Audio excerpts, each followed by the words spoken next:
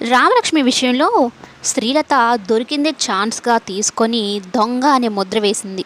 అయితే రామలక్ష్మి వ్యక్తిత్వం గురించి ఇంట్లో అందరూ చెప్తారు. తాతయ్య కానీ, సిరి కానీ, ధన కానీ తను చిన్నప్పటి నుంచి ఎలా ఉంది, ఏంటి తన మనస్తత్వం ఏంటి అన్నీ చెప్పినా శ్రీలత మాత్రం ఊరుకోదనమాట.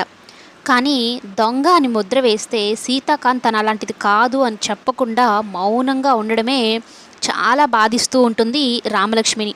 అయితే ధన వాళ్ళ నాన్నకు ఫోన్ చేసి ఇమ్మీడియట్‌గా "నువ్వు ఇక్కడికి రా. అసలు ఏం జరిగిందో చెప్పు" అనగానే మొత్తం చెప్తాడు.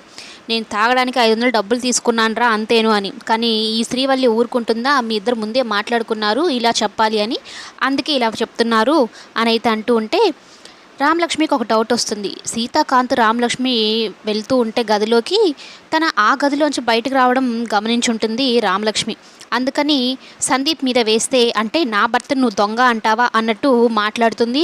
అలాగే శ్రీలత కూడా ఈ ఇంటి వారసుడు వాడు, వాడికేం కర్మ, వాడికేం అవసరం, నువ్వే కావాలని చేస్తున్నావు, కావాలని చెప్తున్నావు అని అనగానే మాణిక్యంకి కోపం వస్తుంది. శ్రీలత మీదకి కోపంతో విరుచుకుపడుతూ ఉంటే అమ్మని ఒక మాటని తట్టుకోలేడు కదా సీతాకాంత్. ఇక మాణిక్యంని అరుస్తాడు. కానీ రామలక్ష్మి సీతాకాంత్ మార్పును చూసి చాలా బాధపడుతుంది.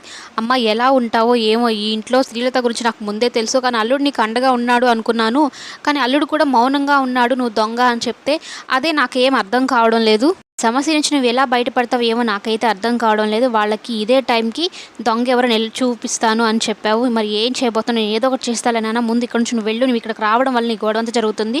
వాళ్ళు దాన్ని అదునుగా చూసుకొని నీ మీద నింద వేస్తున్నారు.